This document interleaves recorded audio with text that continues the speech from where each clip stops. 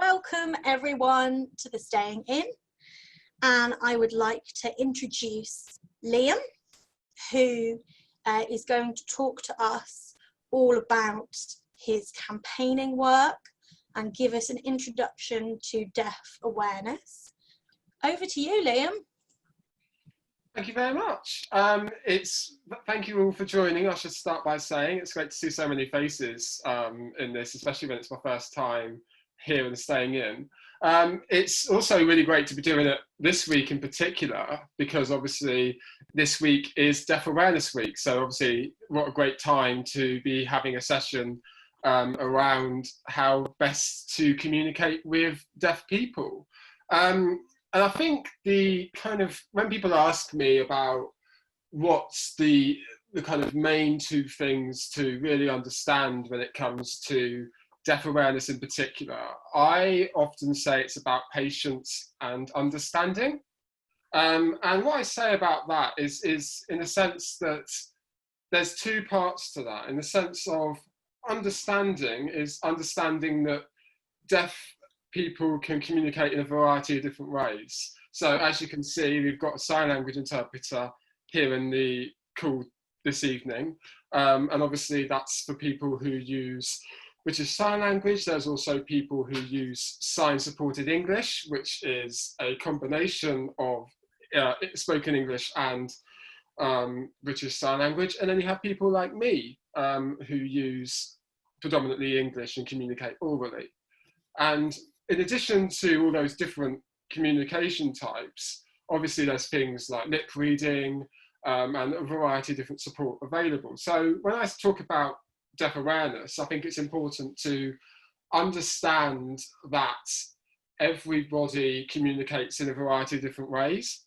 And so when it comes to talking to different people who identify as deaf, it's about from the start asking them how they wish to communicate. And it's really straightforward. I think there's a sense of anxiety sometimes that can come around communicating with deaf people, because there's that initial sense, and I think it can extend out to other disabilities as well, where it's like, saying the wrong thing, or maybe not knowing, maybe that kind of initial sense of awkwardness that can come with not necessarily understanding how best to approach that.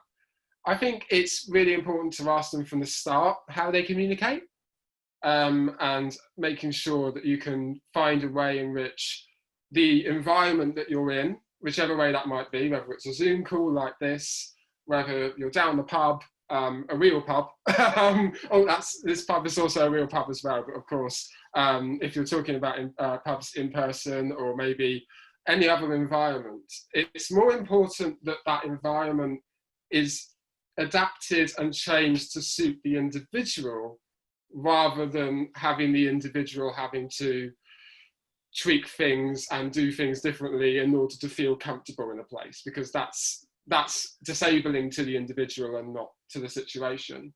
And the other thing is around patience, because in this kind of fast-paced and very wild world that we're living in at the moment, it's very easy to be kind of flooded with information and find it all incredibly overwhelming.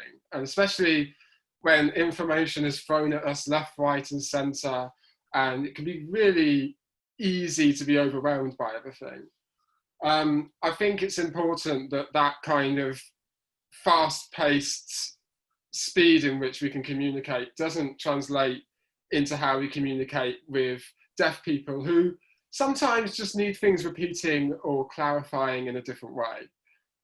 So if there is an instance, for example, where someone who is deaf maybe didn't quite catch what you said the first time, you can just repeat it a few more times. Alternatively, rephrase it in another way and see if that enables the conversation to flow again. Getting frustrated, shouting is one thing that people sometimes have a tendency to do. That doesn't help. It really can just make the situation even more unnecessarily intense. Instead, you can just repeat yourself in a very normal pace, the exact same volume, not too slow, not too fast. That enables them to lip read if they need to, and also just removes any any unnecessary stress with a conversation. But I think the other thing that's kind of connected to understanding the way in which different deaf people can communicate is it comes down to a recent campaign that I haven't started myself, but a wider deaf community has. There's a great campaigner called Lynn Stewart Taylor, who has recently started a campaign called Where is the Interpreter? Now, I'll try to avoid saying the word that shall not be named too much in this next section. But the current campaign is around the briefings from the UK government that are going on at the moment, from the Prime Minister, from his representatives, and about making sure that a British Sign Language interpreter is present in the room. Now, you may have seen something online at the moment around how an interpreter is visible on the BBC News channel. That is correct, but at the moment, some of those briefings have come out without any interpretation whatsoever. So I think there's been a few in some of the, for example, when the lockdown announcement was announced, that was streamed direct from Downing Street, and even the BBC News channel didn't have interpretation available. So while it is great, I'm not here to have a go at the BBC, because the fact the provision is there is fantastic, but some people are saying, and a lot of us actually are saying, that it shouldn't be on the BBC to make government briefings accessible. It should come straight from the government themselves. So a lot of people now are kind of really ramping it up. MPs have talked about this a lot as well. And the situation is that I believe, as last time I checked, is that there is considering legal action against the government in this area. But I think some people have said, oh, well, you have interpreters on the BBC News channel, and you also have subtitles at the bottom of your screen. Why isn't subtitles alone okay? And it goes back to what I've said about how deaf people communicate in a variety of different ways. And so to use a kind of similar analogy, British Sign Language users, for them, British Sign Language is their first language, and the structure of British Sign Language is different to that of English. I'm sure Abdi, when he does his fantastic BSL lesson later, will kind of maybe touch on that a little bit. But it's why when some people say, oh, why can't you just use subtitles? If that's a completely different structure, a different format, it's like, and if that's their second language, it's not too dissimilar from asking someone who's French to watch a briefing with English captions. It's that same kind of information not necessarily being provided in the way in which they would like to receive it. So that's a kind of rundown of that campaign. But then also from my end as well, there's also a campaign going on that I've been trying to do for a while now around online captions, because in a time like this, everyone's keeping themselves busy with online content, and it's really important that that is captioned as well. Some people say that some people are not necessarily aware of the caption tools that are out there. So my campaign, which is called CC Me In, it sounds a bit like an email rather than a social media campaign, but the whole concept is around kind of making sure that people caption their content on Facebook, Twitter, Instagram, and basically hammering home the point that it's really simple to do. I'm sure I can share more information about that later. I'm conscious about whether or not I might have gone over with time, so I might bounce back quickly to Amy to see if I can elaborate on anything. I think that sounds like a really good start to get us going for some awareness and to understand the key issues. I reckon we could go over to Abdi, start the lesson, and then maybe after the lesson, if anyone has any questions for either of you, we can then follow up. Does that sound like a good idea? Good to me. Okay, so I'm going to spotlight Abdi now. So hello everyone, hi. My name is Abdi and my name sign looks like this. And I'm a qualified BSL tutor. I also work with a deaf organisation called Deaf Unity. And Deaf Unity is a charity that works really hard to support deaf people in various situations with providing information, education, employment information, as well as health. We work alongside other deaf organisations, and really the aim is to support deaf people, whether they were born deaf or have become deaf later in life, perhaps people coming from deaf families, or who work with other deaf people. So that's the aims of our organisation. This evening I'm going to teach you some greetings. We've got two signs for that. We've got greetings, or greetings, hello, which have a similar concept. So when you first meet someone who's deaf and you want to start a conversation with them, it's useful to have that basic way of saying hello or welcome. Something that's very important in sign language is facial expression. In fact, 70% of communication does not happen verbally, but happens through body language.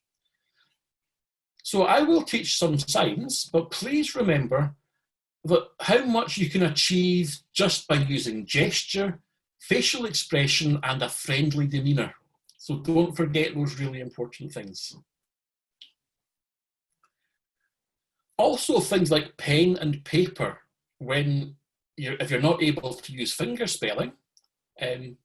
So when you're finger spelling, think of the hand that you write with being like a pen and your non-dominant hand being like paper.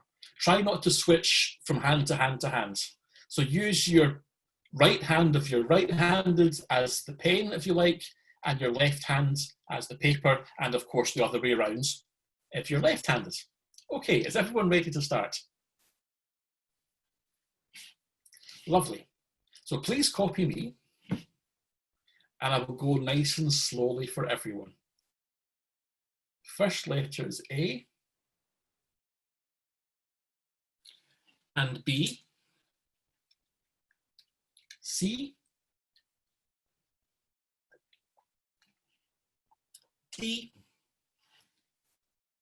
E, F,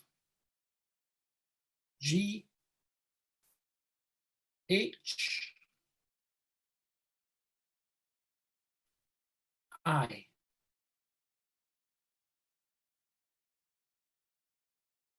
J, K, like a clothes hook. K looks like a clothes hook. So this is K. L, M, N, O, P, Q, R, S with pinkies.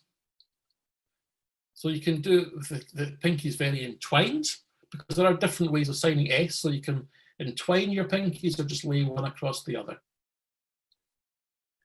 T, U,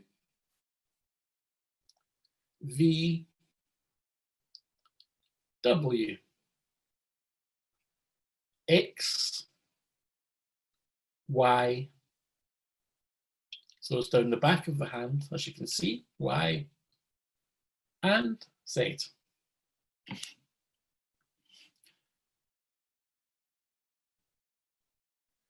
But remember also, if you're right-handed, to sign it onto your left hand, and if you're left-handed, you can sign it onto your right hand.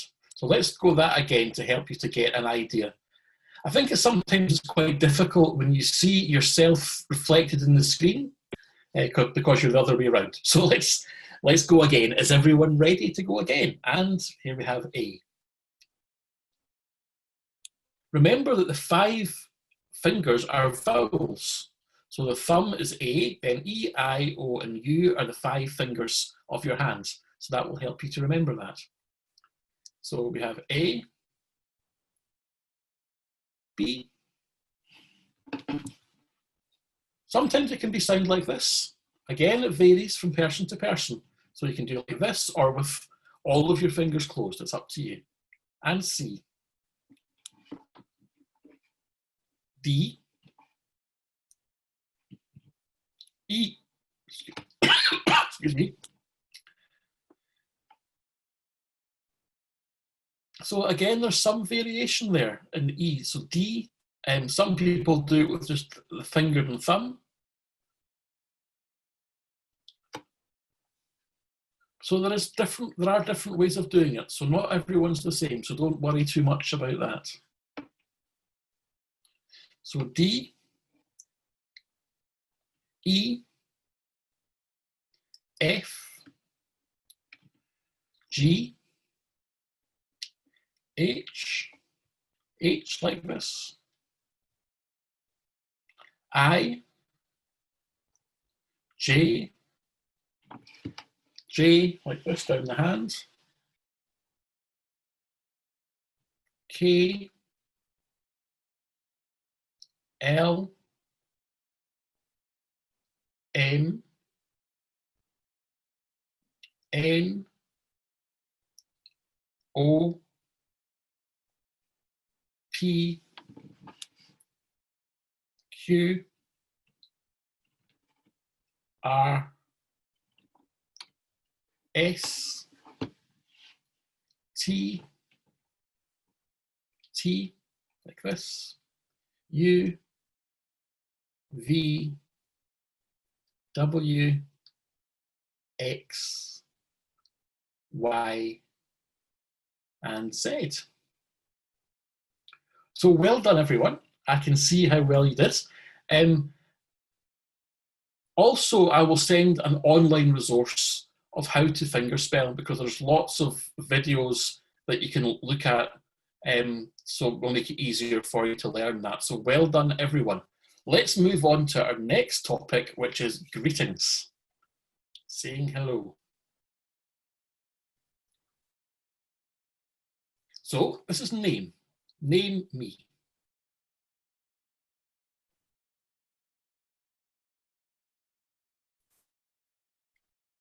So my name, or name me, is Abdi. So if you meet someone for the first time, you can say, what's your name? Or name you what? Name you what? What's your name? Name me, or my name. And that's a clear way of doing it. Hello is simple. It looks like this. Remember, it's very important to have a nice facial expression. Don't look like this. Can you see the difference? Or like this. No, you want to have a nice friendly smile and facial expression to meet someone for the first time. Next, how are you? How are you? From the chest, how are you? Perfect, well done. And that can be replied to with, I'm good, I'm fine. Like either like this, with 2 hands or 1, I'm fine. And again, the facial expression, I'm fine.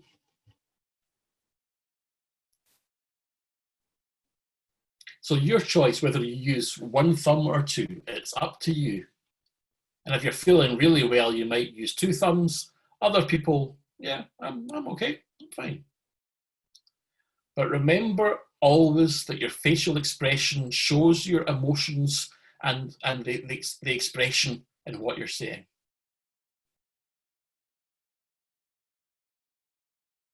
Good evening. It's like this. Or have a good evening.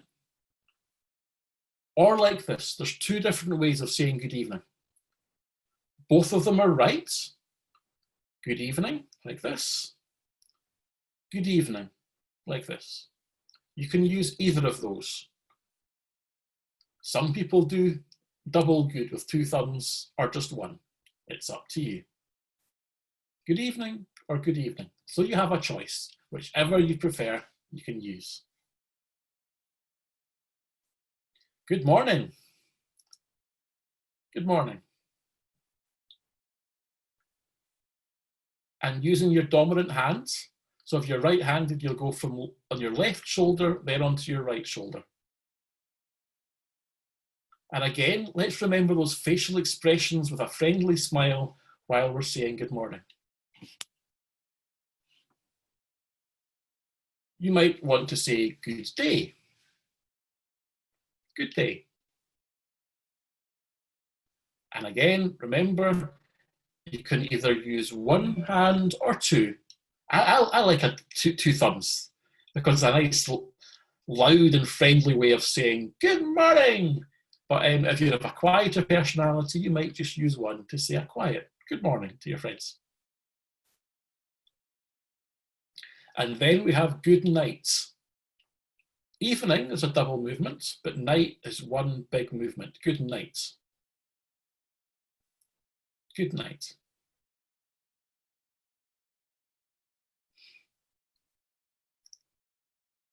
So that's me off then. Good night, everyone. No, I'm joking. I'm not going yet. But that's at bedtime, which will be quite late for me. That's what I'll say. Good night. We might also say, excuse me. So if you meet a deaf person, you can say, excuse me. A nice, polite thing to say.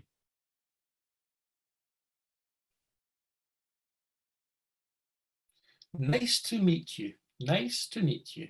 Nice meet. So if the person is there face to face, you can say, it's nice to meet you. If there are lots of people there, you want to say, it's nice to meet you. You can point who you're talking to. You. So you don't have to point.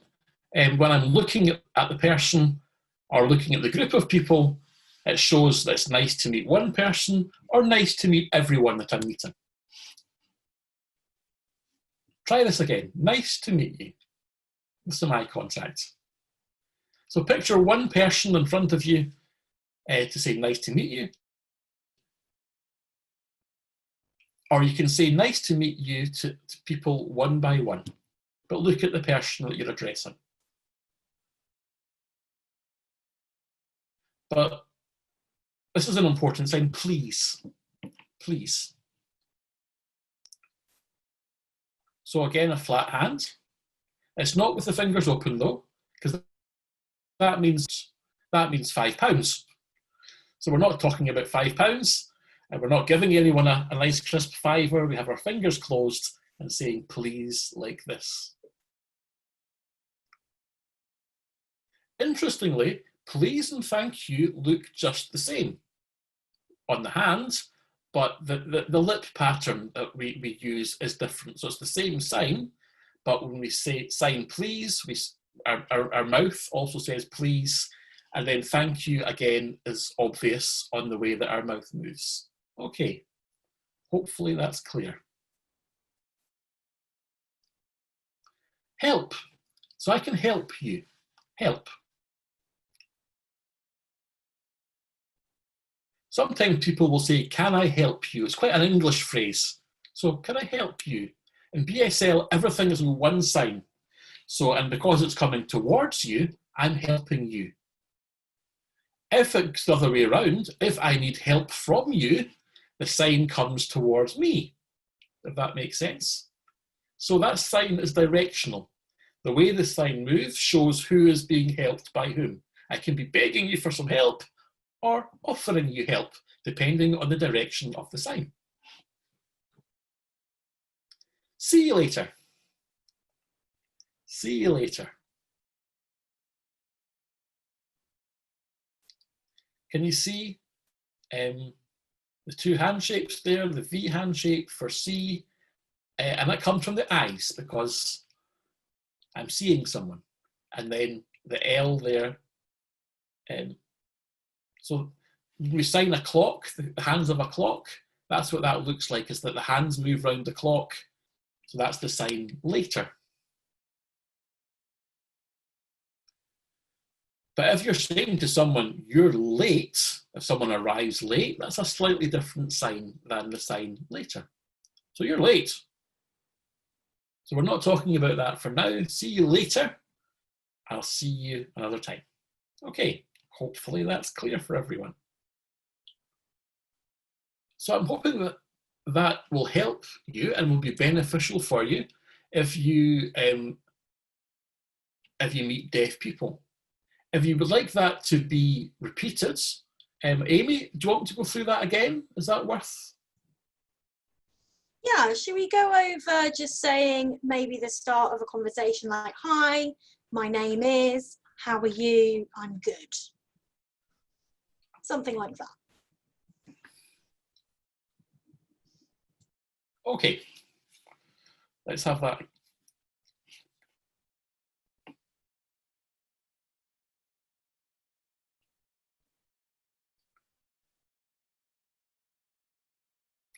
Okay, so the alphabet will be online. So, and greetings also, so we'll go through those one more time. Name me, or my name is.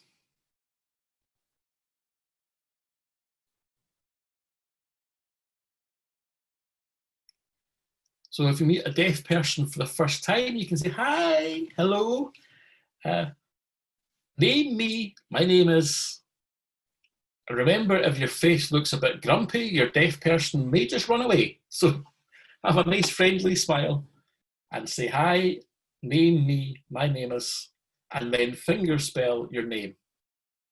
If you forget how to do that, or if you're not sure, don't worry. You can trace the letters on your hands or get a paper and pen and write them down. That's fine.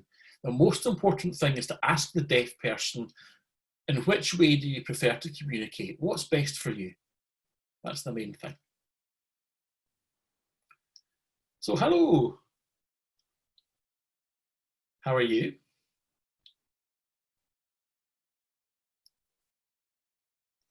Good, well done. I can see some of you are really doing well there, so well done.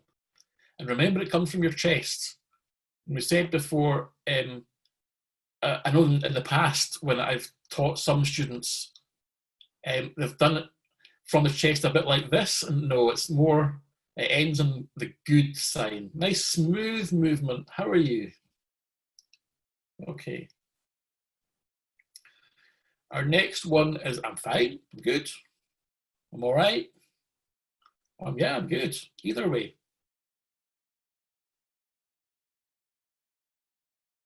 Yeah, I'm good. Either of those, is, whichever one you prefer, it's your choice. Remember, good evening.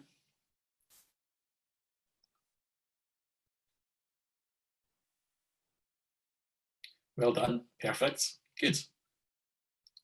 Or like this, good evening.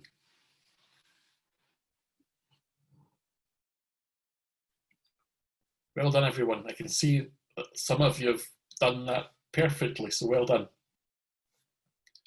Good morning. Morning.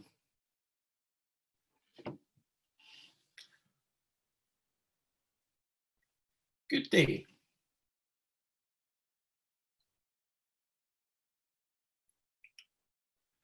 Actually, it's interesting that people from Australia, you know what people Australians say? G'day, g'day, mate.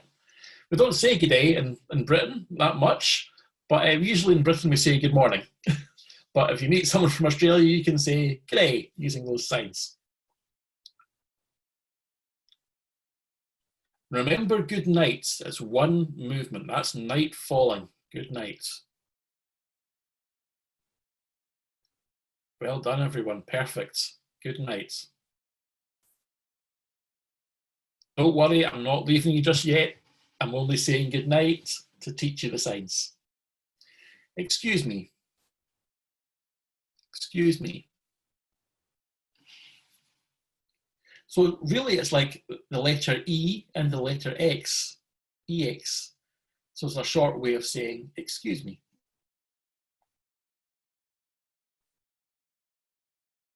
Excuse me. And again, there's some variation of that. Some people sign it like this, which is a little bit different. Other people like this. That's a nice sign to use if you would like a deaf person to move out of your way. Excuse me. And remember, with deaf people, you're allowed to tap them on the shoulder. Shouting won't really work for deaf people, but a tap on the shoulder and an excuse me will usually do the trick. Nice to meet you. Nice to meet you.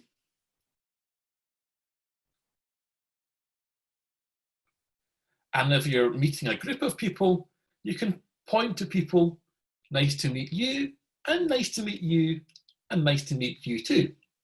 Remember, your thumb comes across your chin like this. Not from right to left, but from left to right. Nice to meet you.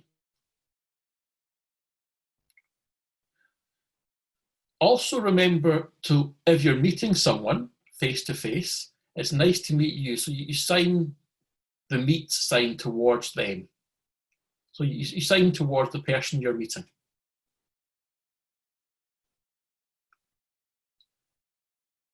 Got please. Please. And remember that your fingers are closed for that. Please. And it's the same sign for thank you, but your mouth will look different as you say thank you. If your lips stay closed, I don't know if you're pleasing me or thanking me. So use your mouth pattern to show that you're saying please or thank you. Some people I've met before, they've just used their hand and I'm like, what's wrong? Are they saying please? Are they saying thank you? So a little bit of mouth pattern and you're welcome. There's a new sign for you. You're welcome.